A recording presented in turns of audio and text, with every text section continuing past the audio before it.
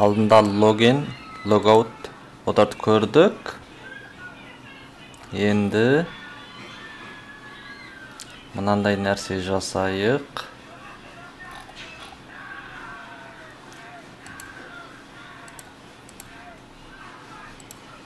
Мынадарды өзгертейік.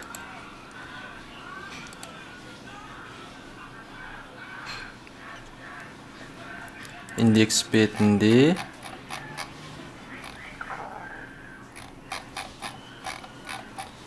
header'дың ішінде home news дейді. Бұны add news дейік те, мына астындағыларын өшіріп тастайын. Басқасы көрінбей ақ қойсын. Содай мынау add news HTML деп жаза салайын. Содан кейін HTML құрайын.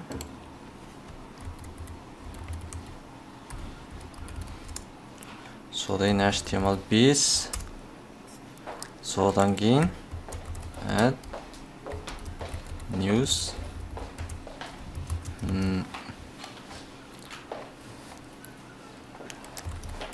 Жерге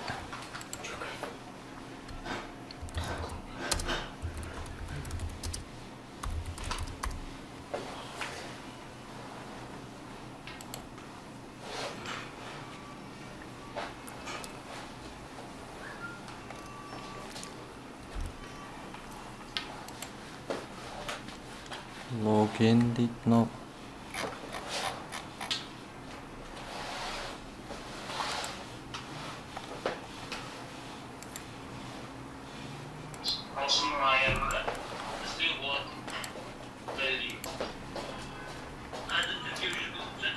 Қарапайым біреу жасай салайық. Бүйтейік. Мынаны басып қалған кезде міне мына бетте ештеңе жоқ, мынауда жоқ.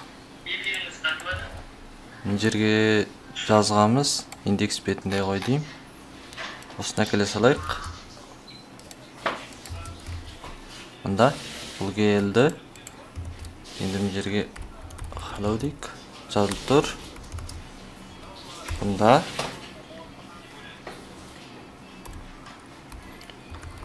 контейнер деп соғдайын бұның ішіне бір қарапайым бет жаза салайын.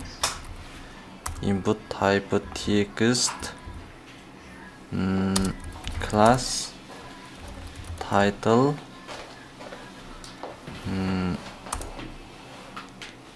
input жоқ. Article'da неміне бар, алдымен көріп келейік.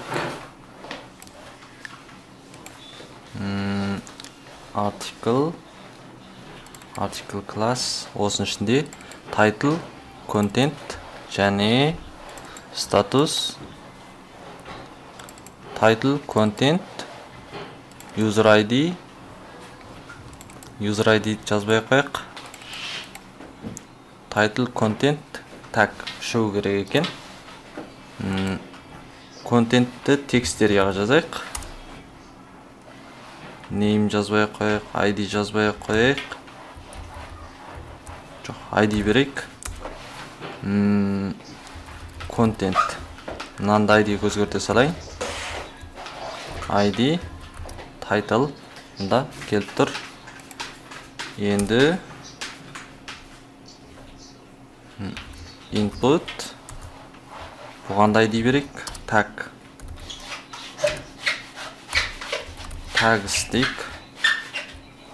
Сосын мынадардың аяғын бүйтіп жазсақ та болады, жазбасақ та болады, алдында үйрендік қой. Бүйтіп аяқтау белгісі. Содан кейін үшеуі де келді. Қарапайым бірдеңе бере салайық. Label for дегенге titleға берейік. Title жарайды. Енді мынаған оғанда бір label берейік. For content Бұғанда лейбл берейік. For tags. Мынаны контент деп жазайын. Контент. Ал мынау tags, тагтер. Сосын былай қылайық.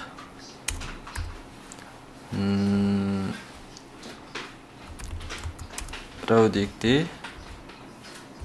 Жоқ, рау болмасын. Form group болсын, яғни бір form группасы. Осыдан 3 группа. 3 группада мынадар тұрады. Біріншісінде мынау тұрады. Екіншісінде мынау тұрады.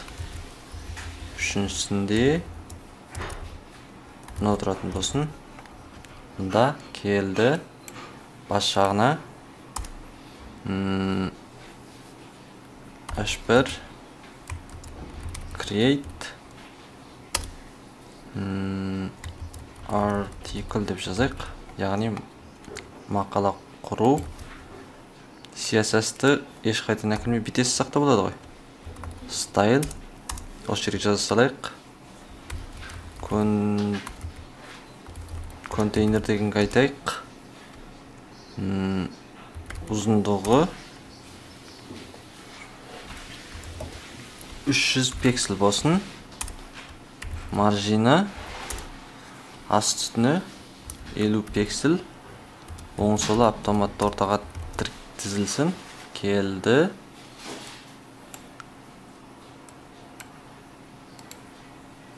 Содан кейін form group деген бар. Осылардың margin bottom 20 пиксель.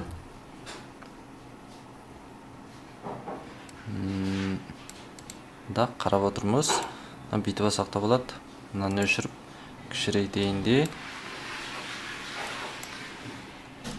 Мына жағында мынаны береке балайық.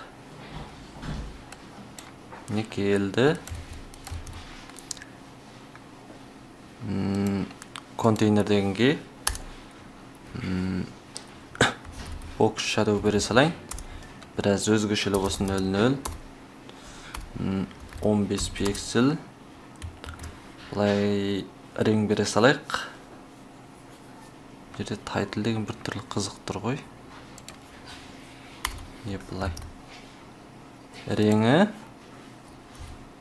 1, 2, 3, 4, 5, 6, 80 деп бұлайық берейік.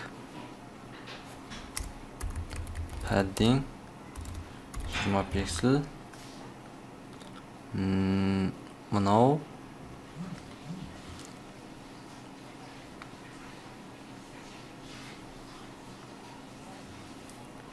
бір жер келмей тұрған сияқты, қай жер келмей тұр. Мынадар келмей тұр. Ода мына рең өте кетіп қалды. 50 қылайық. Мынаны 25 пиксель қылып тастайын. Содан border radius 10 пиксель домалақтап қойын. Содан кейін енді бірінен submit қылатын, яғни серверге жөткіп беретін, істі басқаратын жерде батырма болу керек қой. Button дейік. Бұғанда form group берейік. Form group, яғни жаңа белгілеген классымыз. Button берейік. Бұған submit. Оны клик еткізген кезде add article деген істесін.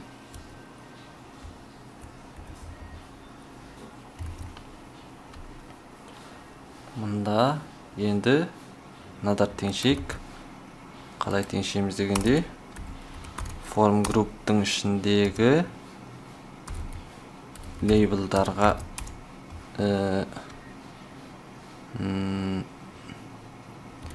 display, мынаны display flex қып тастайын. Display flex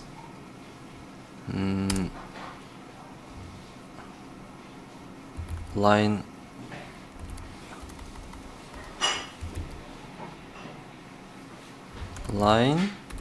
айтымыз start. Бұл бір жері келмей тұрған сияқты. Не жерге қапты? Міне, мынадарын теңшедік. Мынаны display не қалайық? Inline flex ұзындығы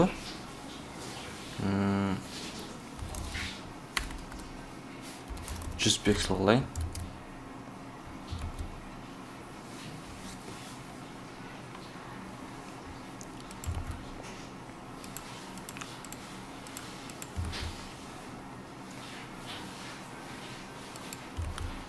Ал енді form group-тың ішіндегі input пен form group-тың ішіндегі текстер осылардың ұзындығы 100% болсын. Енді біраз түзу сияқты. Содан мына title дегенге, content дегенге, мынадардың артына мындай қос нүкте белгілейік.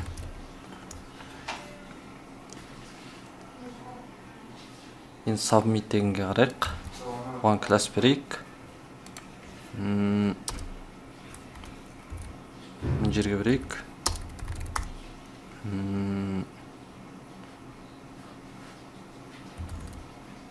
Submit btn деп қояйық.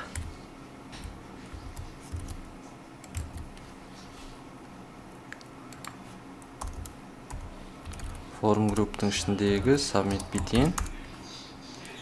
Бұның padding 3 пиксель, оң солы 15 пиксель,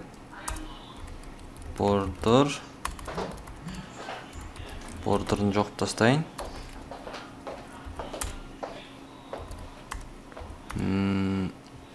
Outline-ды жоқып тастайын. Және border радиус беріп тастайын. 3 пиксель. Енді background color'ын өзгертейін.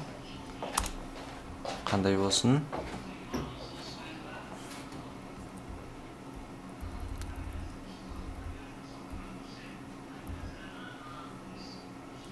Ең негізгі реңіміз бар еді. Style сайт CSS-дағы осы реңімізді алып кетейін.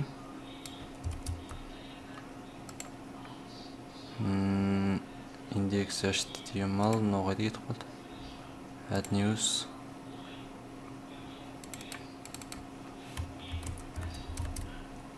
Міне color аппақ тастайын. Одан ары қарайғысын өздеріңіз өңдеңіздер.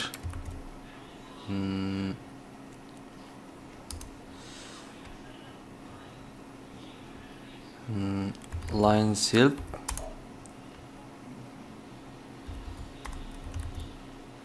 жоқ. Бұны бұлай қылайық. Мына жермен қатарлас болсын. Ол үшін мына жағынан margin left жаңынан 100 пиксель бердік. 100 пиксель. Ой, баяу мынау қайда кетіп қалды? Қай жер асып кетті көрейік. Салыстырамыз.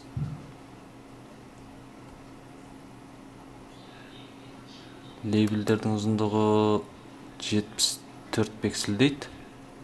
Өзгертейік. 74 пиксель. Ал margin left'інде 74 пиксель алайық. Ойбай, мына бір жер дұрыс емес қой.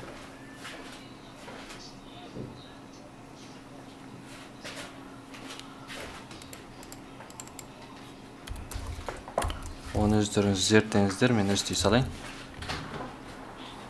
Содан кейін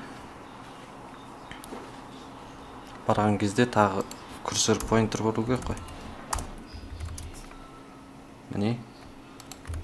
Енді тайтлын, контентін, мынадарын жазуымызға тура келеді. Сіздің енді айтайық.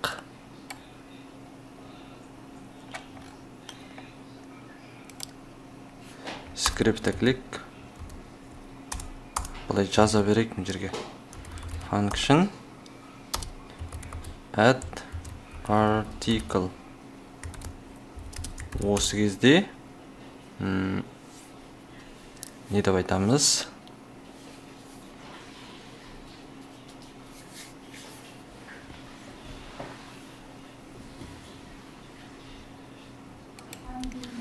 Add article тартып жатыр екен. Алдыменен var XSHR деп, содан кейін XML HTTP request жазамыз.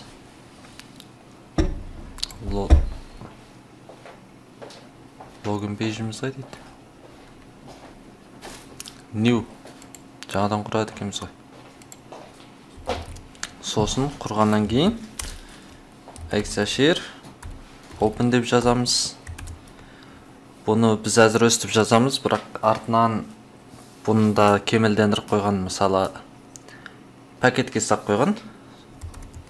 Сондайларын көреміз. Open қандай менен add қылғанда сөзсіз post. Одан кейін адресіміз жаңағы логиндегі адресті көшіріп келейік.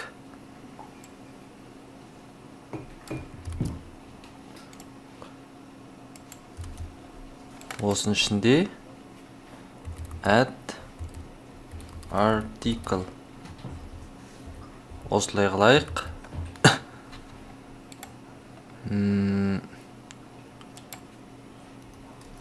Одан бір бар form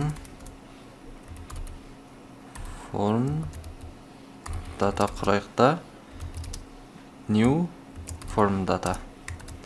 Содан кейін осыған app'інді неменен app'інді қыламыз дегенде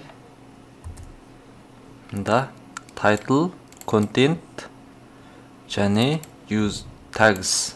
Title, content, tags. Title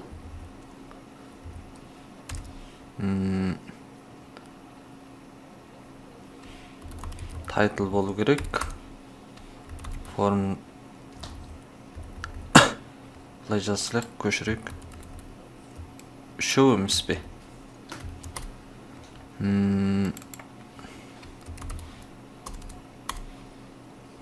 Content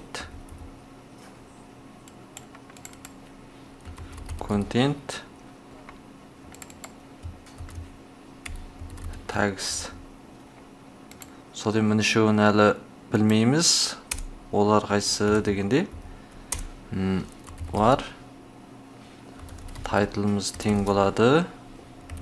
Document query selector. Мынаның мәні ғой. Мына title дегеннің. Title'дың мәні. Ал енді осы сияқты анадарды жазып алайық. Content tags.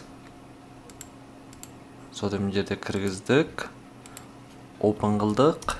Енді send қыламыз, яғни жолдаймыз. XSHR send нені жолдаймыз? Біз формада да құрып отырған ең осын жолдайық. Сосын қайтып келгеннен кейін onload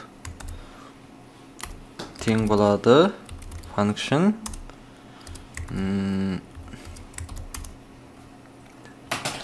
қандай функция? Егер x әшердің статусы 200, яғни сәтті болса, онда сәтті болғанда да тағы жазамыз. Var response, яғни қайтып келген мәні тең болады.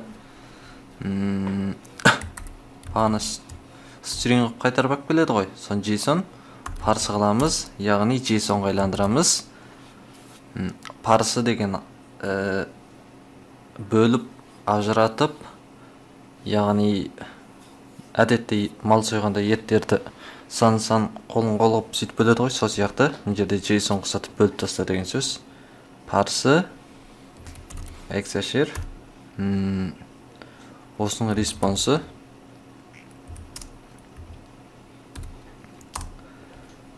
содан кейін мына JSON болды. Респонстың датасына сақтадық қой. Егер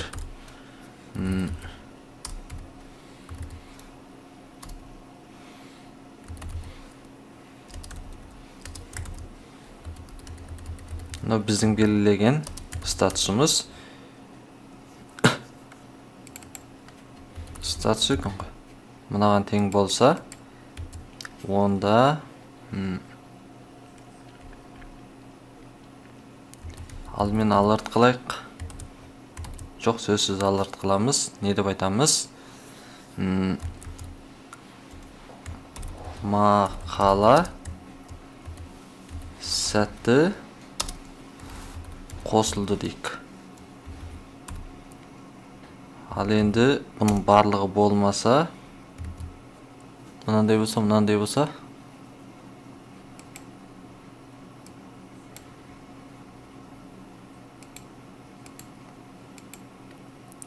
біз тағы да бағына ұқсап жазып кетпіз. Бұл жаза берейік. Оны өздеріңіз қысқартып аласыздар. Сәтсіз болды деп жазайын.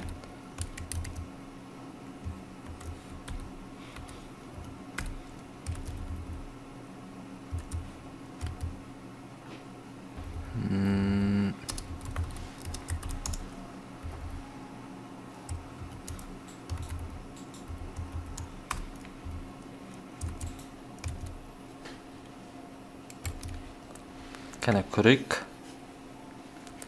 Мынаны жібердік.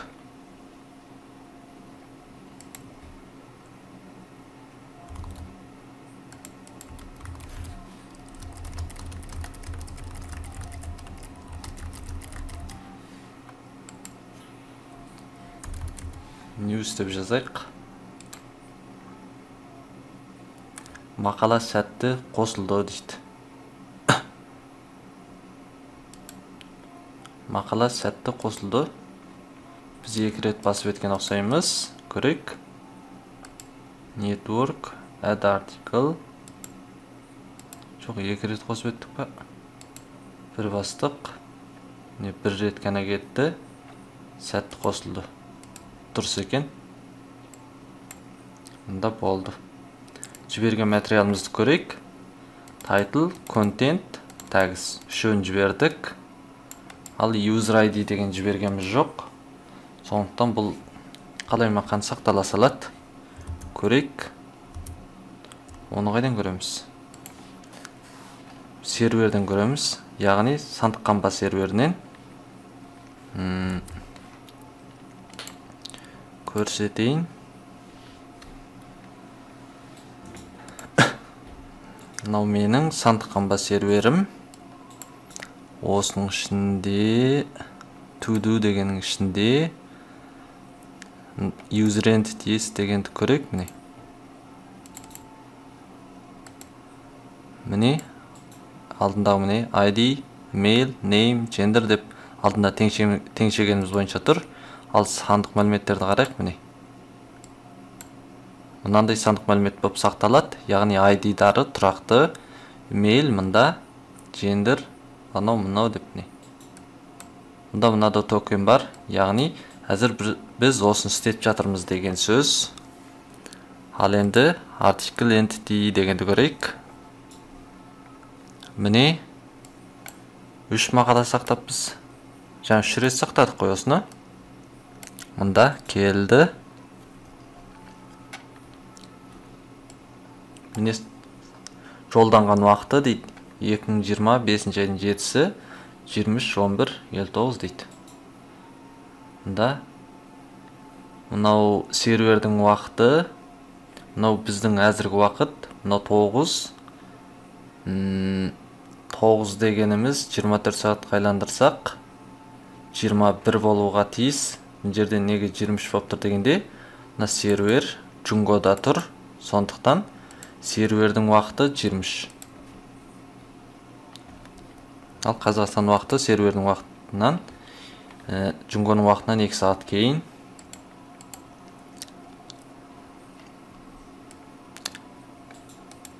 Бұл сақталды.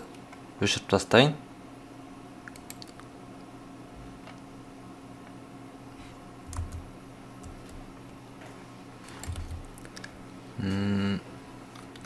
Сәт сақталса, біз бас бетке баратын қояйық.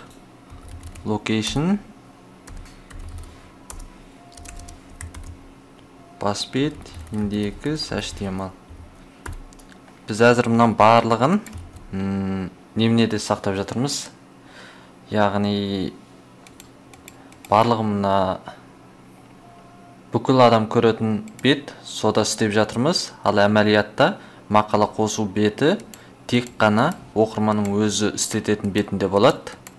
О жағын өздеріңіз талдау жасап, кеңейтіп, басқа сайттарға қарап, сөйтіп көрсеңіздер болады.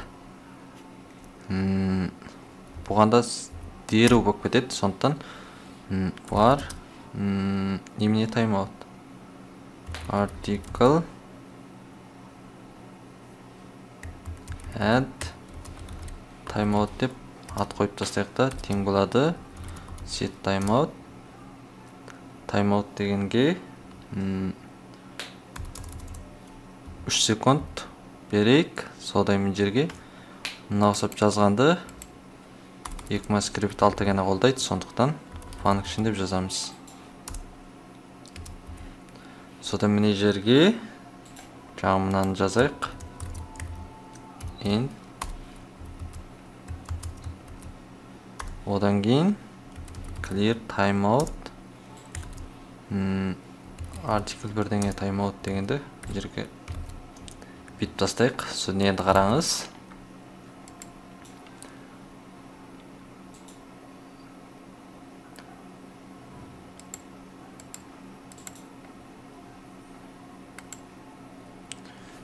Біз төте жазудағыны көрейік. Қалатын жоқ, бұны қоя тұрайық. Қандай хабар бар? Мына сайтта хабар бар. Осыны мына жазуға айландырып алайық. Осы бойынша сақтап көрейік.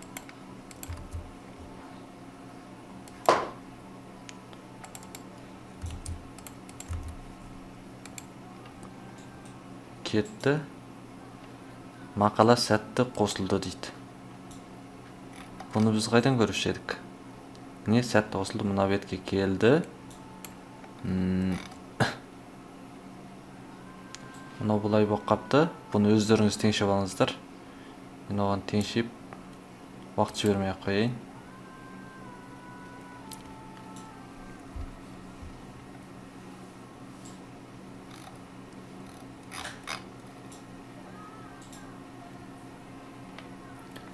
Біз мақаланы әкелмеппіз. Мақала келгенді индекс бетінде бұны сайт жүйесінің ішіне жазғамыз. Article list бұны ашайық.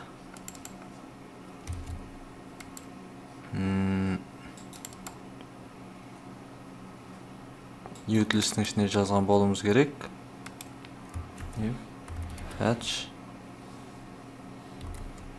Бұның ішіне жазып, мына ішіне жазған екенбіз ғой. Article list, get, мынау, бүйтіп console log ғана қылып біз көрейік. Console log'ды. Міне бұлай кепті бізге. Яғни жазуымызды мынаған айландырып жіберіпті. Оқасы жоқ. Не title деп. Мынау 16-лық жүйедегі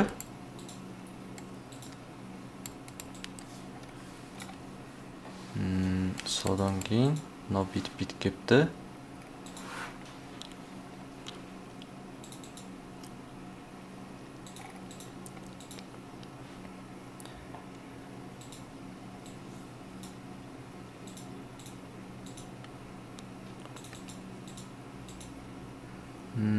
Network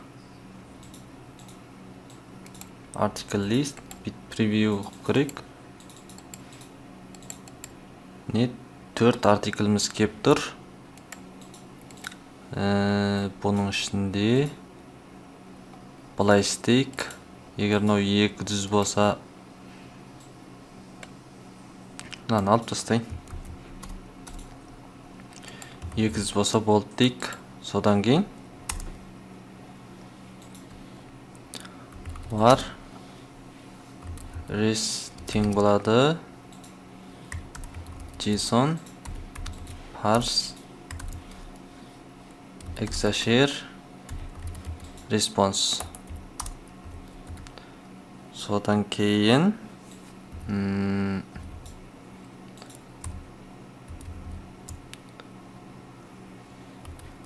rest деп консолдан шығарып көрейік. Басқа консолдары бар ма екен көрейік. 4 бар екен. Міне біреуді алып тастайық. Мынаны жазып оқидық қой. Міне жерде біреу тұр екен. Мынау add article дейді.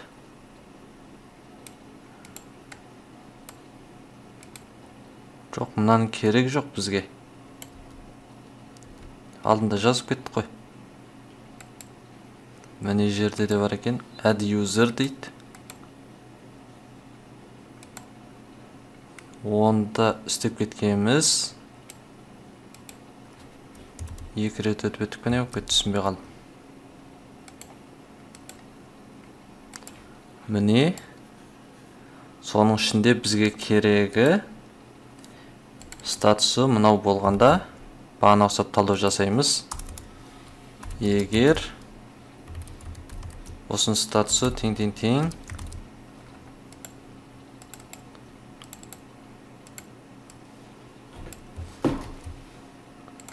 мынаған тең болғанда бұл сәтті болды деп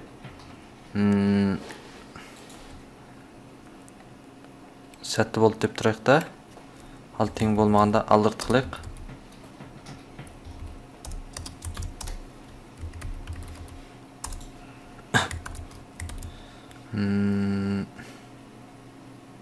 Жоқ, ештеңке қылмаймыз. Қателік шыққан кезде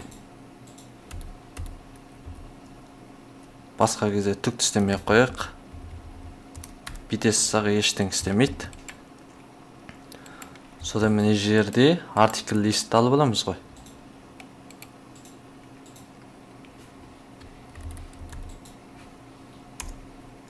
Бұл деген article list осының utilistің ішінде user list емес. Іздеп көрейік. Append article list DOM count.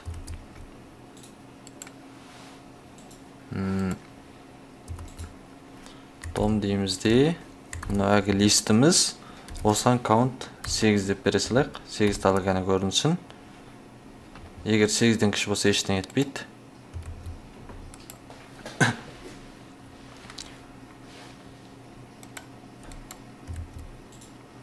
Содан кейін мынаны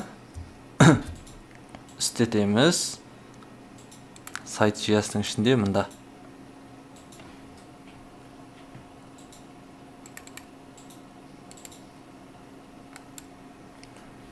Мынаны жауып тастайын. Happened at DOM дейді. User list DOM. Profile drop down дейді.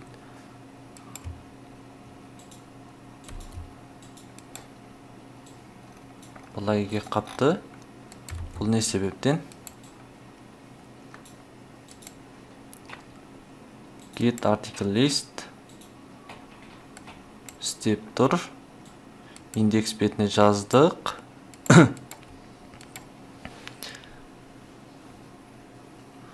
Сайт сиясының ішінде fetch article list. Оны біз мынаған жазғамыз. Fetch article list.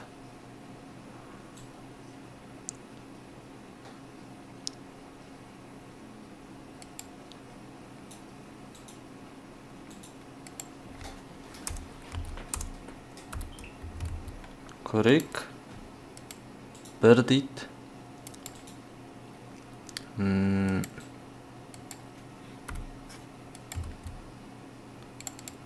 Мынау істемей қалған сияқты.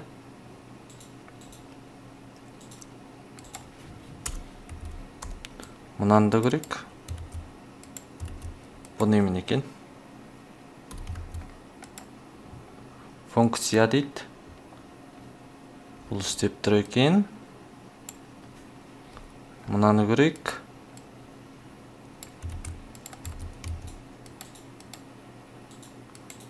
Істеп тұр екен, бірақ мынаның ішінде лист деп жазуымыз керек екен.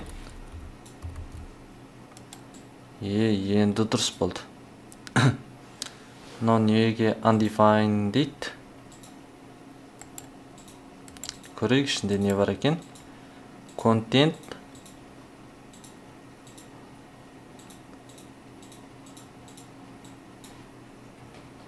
Title көрініп тұр. Сурет көрінбейді. Суреттері біз мынадан көшіріп әкеле салайық. Өйткені біз суреттен шегеміз жоқ қой. Мынаның ішінде, сайт датаның ішінде, артиклдің ішінде.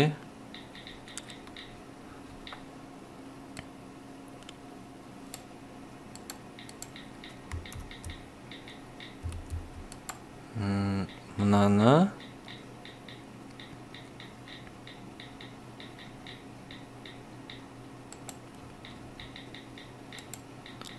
бұлай жазайық. Var list тең болады. List дейік. Содан кейін list тең болады. Осы листті map функция mapті үйреніп кеткенбіз. Item дей салайық. Itemның thumbnail URL-і тең болады. Жаңағы болсын.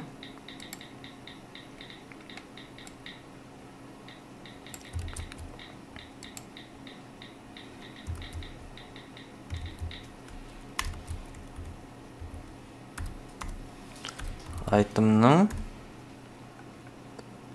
тағы басқа да нәрселер бар. Контенті тұр. Short content. Short контенті тең болады. Осы item. Осының контентін. Контент деген бар ғой. Бұнда контент. Осыны substring дейік.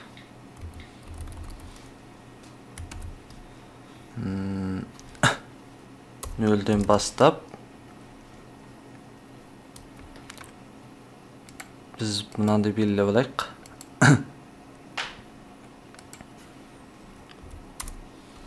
Var length тең 0 дейік. 100 дейік.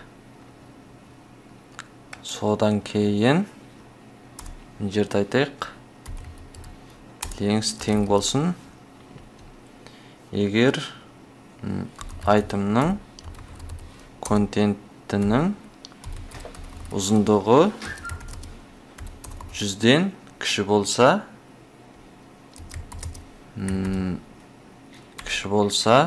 осының өзі болсын дейік.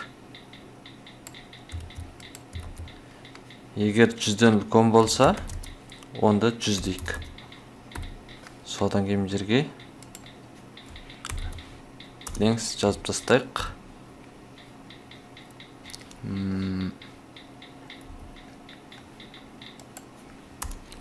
Return item. Одан жаңа avatar URL дегенде оны төте мынаны бере салайық. Әсілінде осы юзердің бас суреті болу керек қой. Біз юзердің материалын сақтағанымыз жоқ. Item avatar URL тең осындай болсын. Міне келді. Тағы бір жер қатайым, мынау қат екен. Undefined дейді, таг қой. Бұл жерде tag name деп тұрған жерде біз tags деп жазғанбыз. Itemның tag name'і тең болсын itemның tags дегеніне. Міне келді. Мұнда read more дегенді басып қылайық. Міне қараңыз. Жоқ, мұнаны басамыз. Бұл істемей тұрма қалай? Дұрыс, мынада ID бар, мынада ID жоқ. Біз артиклда келгеніміз жоқ.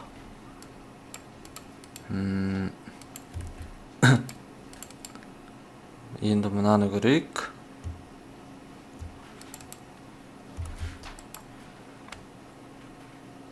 Бұны қайсына жазып едік?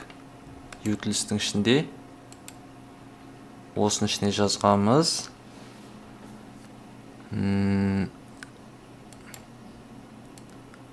Бұлай жазғамыз. Мұнан ішінде.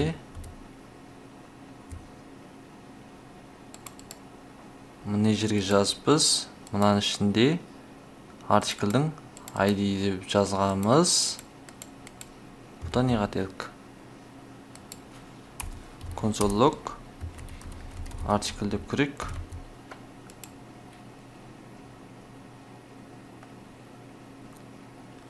Мұнда 4 артиклді шығарды. ID 4 деп дұрыс кеп тұр. Басып көп қалған кезде бұл console log алып тастайық. Басқа жерде екен, қателік.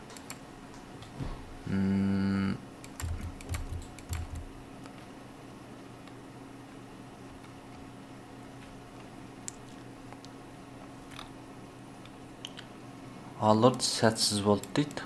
Мұны қайдан келген?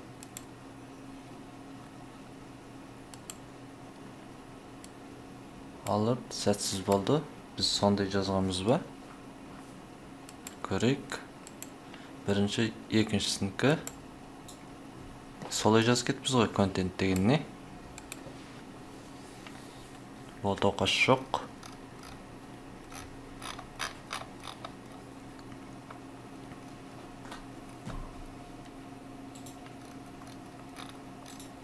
Енді мұнан басқанда мұнау көріну керек. Басқан кезіне не деп жазыппыз?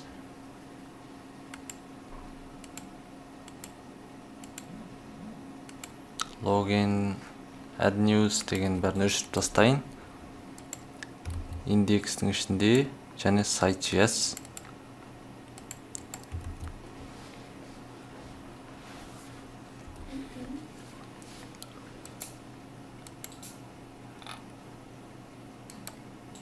Біткен кезде мынадыр өзгеріп тұр екен.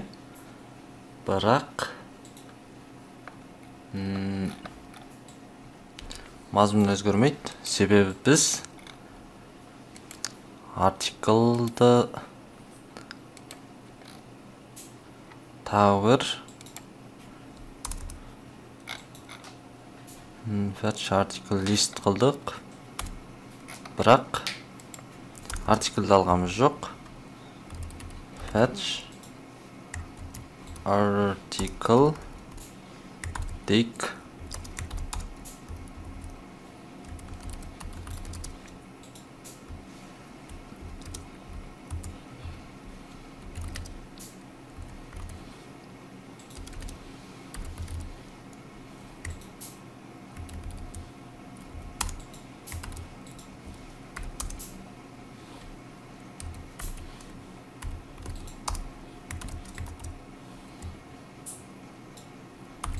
get па, post па, бірінші барып көріп келейік. Мұнаның ішінде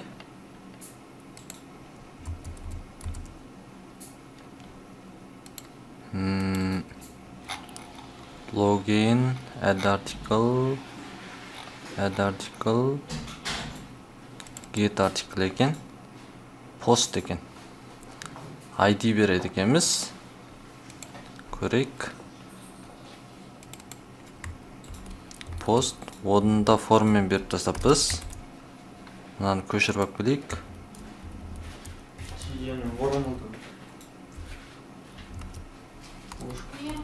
Get article.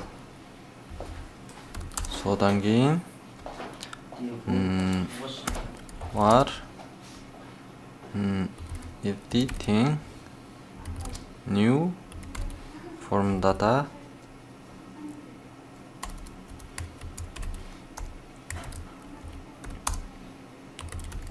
append ID беруіміз керек. Мына жерге ID деп былай беріп тастайық. ID. Содан кейін Exasher send form датаны осыған берейік. Содан кейін Exasher download функциясын былай келтірейік. Егер Exasher статусы 200 болса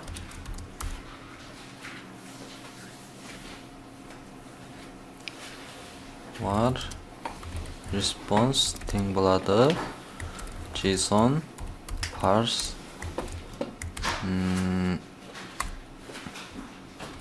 Exasher'дің респонсы сосын бір жақша артық кем болып тұрма. Анауаныкі, мұнаныкі. Мынауға қапты. Бәрінде қақып қалған ау.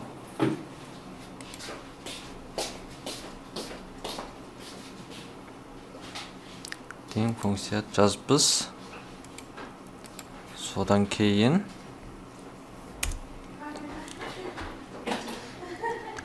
қателік анамнасына талдау жасамай қойық. Өздеріңіз бұрынғы сияқты жазсаңыздар. List тең болсын. List дата. Осының ішінде list деген бар. Содан кейін list тең. Жоқ, но list емес. Алдымен көрейік. Article көріну керек қой. Console log. Ресінің ішінде датаны көреміз. Fetch article деген міне жерде. Домның ішіне кіргізгенімізді осыған өзгеріп тастайық. Utilistің ішінде read article емес, fetch article.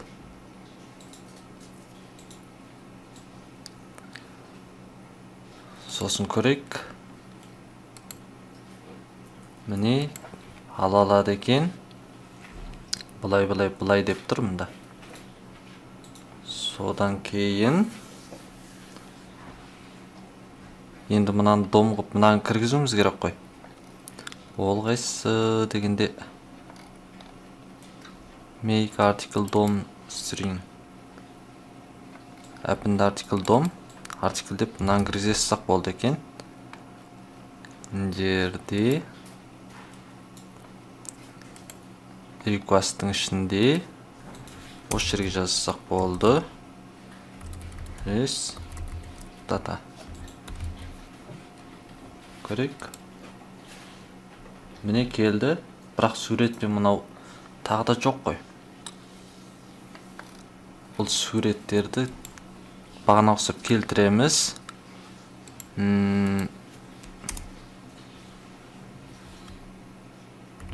Бар.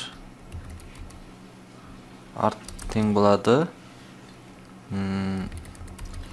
Rest data дейік. Содан кейін осының URL-і тең болады. Мынау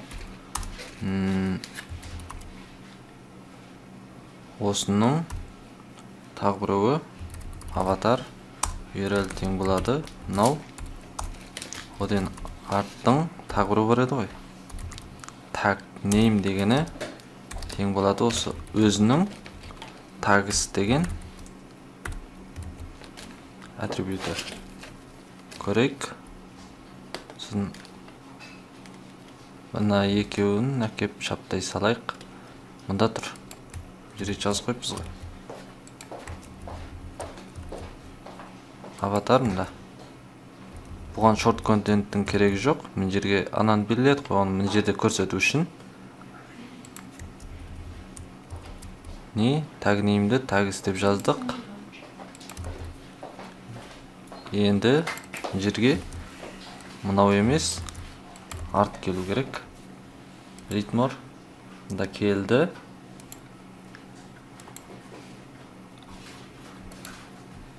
Міне. Енді мынаны оқиық. Міне келді. Уақытты қарасаңыз мынандай болып тұр. Бұл сервердегі уақыт бойынша сақталып қалған. Бұны ықшамдауға болады. Бірақ о жағын өздеріңіз алдындағы көптеген нәрсе бар. Жерге келтірейін. Серверден жасап алып келуге де болады. Яғни серверден мынау бойынша форматы жылдан 4, жылды көбінесе кішкене, және айдан 2,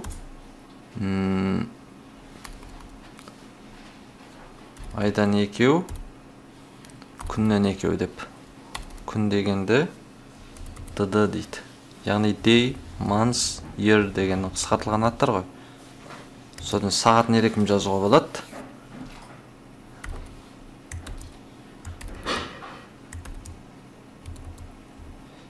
Яғни сағат, минут, секунд. Жерге жазып қойайын. Y дегеніміз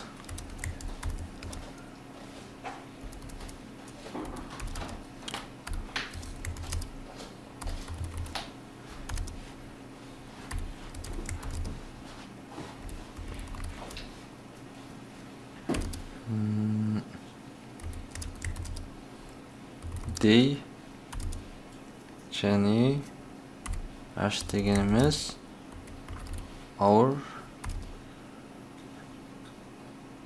M дегеніміз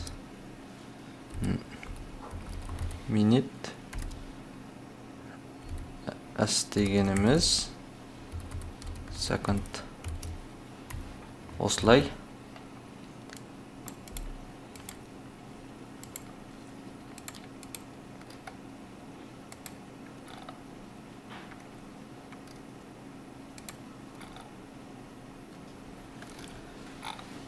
Болды. Одан міне мына қазақша жазуға келген кезде жазуды біз дұрыс көрсетуіміз керек. Алдында фонт қосуды үйреттім ғой. Бізде фонт қосайық. Мынаған фонт деп жазамыз. Осының ішіне фонттар әкелейік. Фонт қайдан әкелеміз?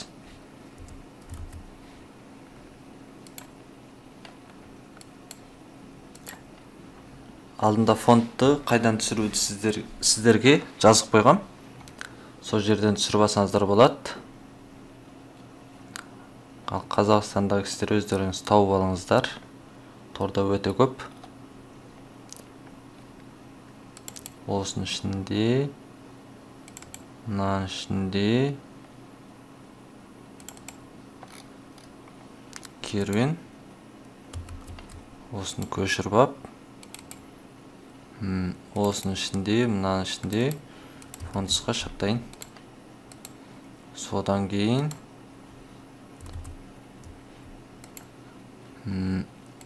Stylus дегенің ішіне сайт CSS. Осыған жерге фонт белгілейін. Font face деп ашасың. Font family деп жазасыз. Содан кейін key font дей салайын.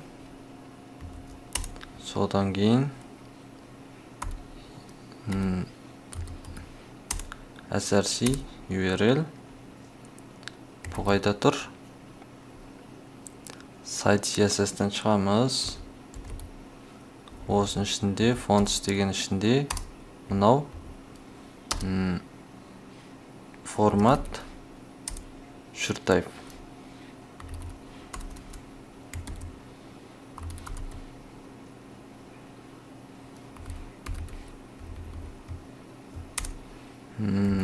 Font weight деген нормал алып тастайын.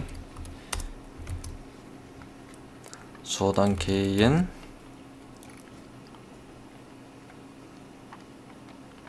бұл нормал болсын. Жерге жазайын. Font family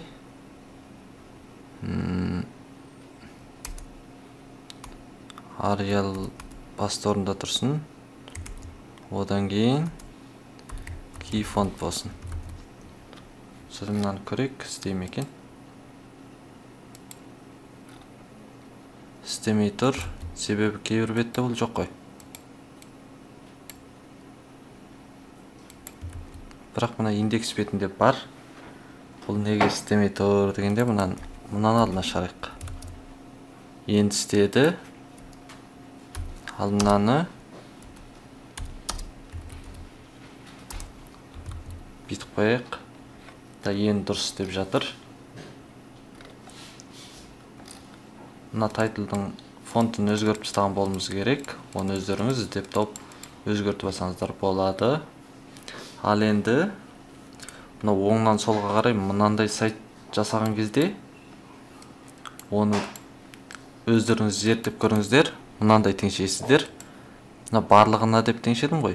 Бірақ сіздер барлығына емес, оңнан солға келтіргенде мына флекстердің орнын алмастыруды алдында үйреткем. Order деген. Не болмаса басқа нәрсемен алмастырсаңыз да болады. Direction деген нәрсе болады. Яғни жазудың бағыты бұл. RTL деп жазсаңыз міне оңнан солға барып бәрі теңшеледі. Осылай дұрыс көрсетуге болады. Ал мына сияқтағы келген кезде ештеңе теңшемей, тек мына жазу болған кезде ғана RTL-ға өзгертеміз. Мұнда мынадар да өзгеріп кетті, мынадар да өзгеріп кетті. Көп қателігі жоқ, тек міне біреу былай қарай кетіп қалды. Ода мынау былай жабысып тұр. Басқа мынау былай кетіп қалды. Көп қателік шықпайды, оны бір-бірден теңшеп алударыңызға болады. Яғни қалай теңшейміз дегенде индекс HTML-ға bodyға жазасыз ба, HTML-ға жазасыз ба, жоқ, мына lang деген қасиетінен пайдаланып табасыз ба, жоқ, міне жерге мынаған бұлдай класс бересіз бе, мысалы классына төте сайт деген сияқты. Төте сайт болғанда гәне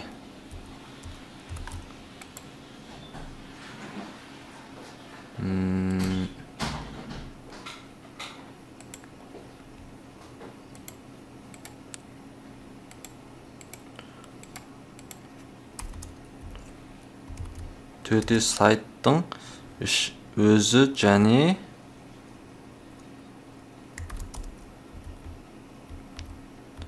өзі және төте сайттың ішіндегі барлық элементтердің мынандай қылып тастауыңызға болады. Мында. Енді қараңыз. Міне, дұрыс көрініп тұр. Ал енді бұны JS-пен теңшейсіз ғой. Қайсы сайт екен? Не болмаса бэкэндіден осы бетті қайтарған кезде, сол кезде бэкэндінің тілі арқылы осыны HTML-ді қайта бір жазып шықсаңыз да болады. Ал төте сайт емес, Kirill сайт болса, ешқандай өзгеріс жоқ, бұрынғыдай көріне береді. Болды, бұда көп қиындық жоқ. О жағын өздеріңіз жазыңыздар. Асып кеткендерін теңшеп дегендей. Асып кетсе қалай болады? Мынау көрінбей қалып, мына екеуін ғана көрсетем ба деген сияқты. Енді мақаладарды өздеріңіз қосып қалағандарыңызша істеңіздер. Мына мен консольдарды жоғалтып тастайын. API-дан қалағандарыңызша пайдалана беріңіздер. Ұзақ уақытқа дейін негізі ашық тұруына кепілдік етем.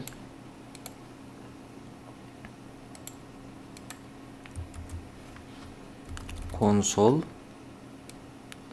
Мынаны алып тастайын. Не консолды алып тастайын. Мына бетте консол қалмады, не? No result дейді. Мынада да no result істеп тұр, мынада да жоқ. Индексте бар ма екен? Жоқ. HTML-дардың ішін қарап көрейік. Мынада біреу бар дейді. Мында тұр екен. Алып тастайын. Мынада жоқ. Мынада жоқ. Жоқ. Жоқ. Жоқ. Болды, енді осыны өздеріңіз жазып сынақ етіп көріңіздер. Блокты өстіп тамамдай салайын. Мынаны кемелдендіру, оның барлығы өздеріңізге қалды.